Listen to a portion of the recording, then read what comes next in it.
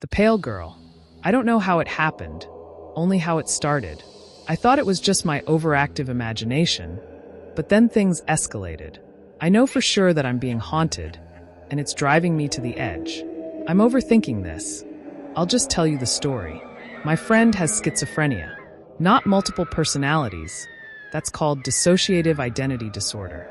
Schizophrenia involves things like auditory and visual hallucinations. Depending on the severity, it can be treated with medication. Or so she has told me. The medication is actually the reason this is happening to me.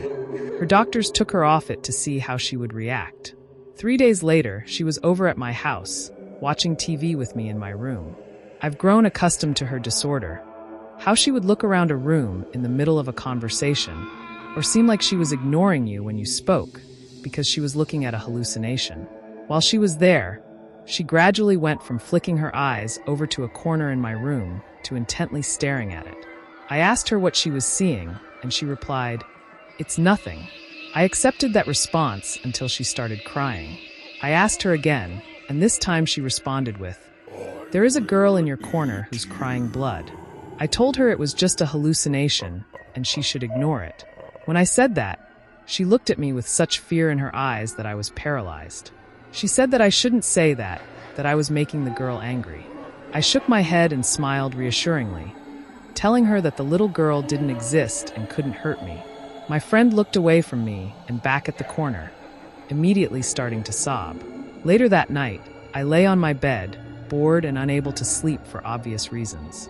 I was about to turn on some music when I heard my cat meowing from the living room.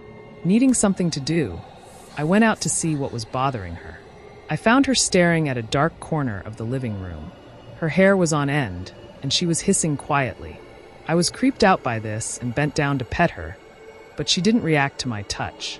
She just stared at the corner. I started back to my room, and she then let out an ear-splitting shriek, the kind a cat makes when its tail is stepped on or if it's surprised. I immediately turned around, my heart pounding, to see nothing. She was gone. What bothered me was that she would have run into the kitchen, but I didn't hear her hitting the hardwood floor. I looked around the living room, under the furniture, and then in the kitchen. She was just gone.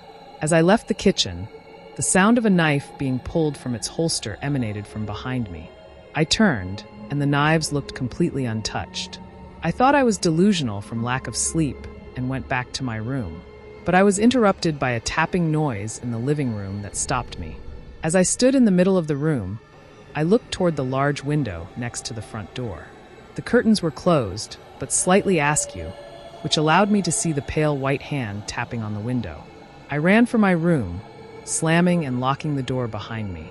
I cowered in the corner of my bed, which was in the corner of my room. I sat with the blankets over my head, my heart beating fast, my breath heavy. Then the thudding began, quiet at first, seeming far off, but it grew louder and closer. My back was to the wall of my room, that wall being the outside wall of the house, and the thudding increased until I could feel it right behind me. Silence. No noise besides my heart and breath. Next to my bed is another large window covered by a thick curtain. I gathered my courage and came out from under my blankets, just enough to peek behind the curtain and look out. It was pitch black. Nothing was out there besides the bushes.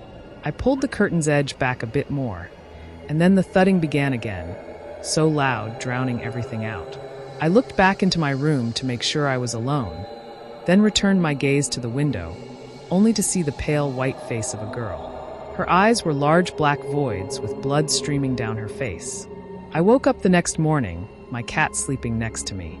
Ever since that night, I've seen her over and over. She hunts me, every night, every dark space. I see her, and I know she's real because she killed my friend, the one with schizophrenia. She was found face down in a pool of blood. She bled out from her eyes. I feel that the same will happen to me soon. I hope by reading this, she doesn't latch onto you. I hope it ends with me. It's 4 a.m. right now, and she's out there. The thudding is driving me to write this. The thudding never stops, and neither does she.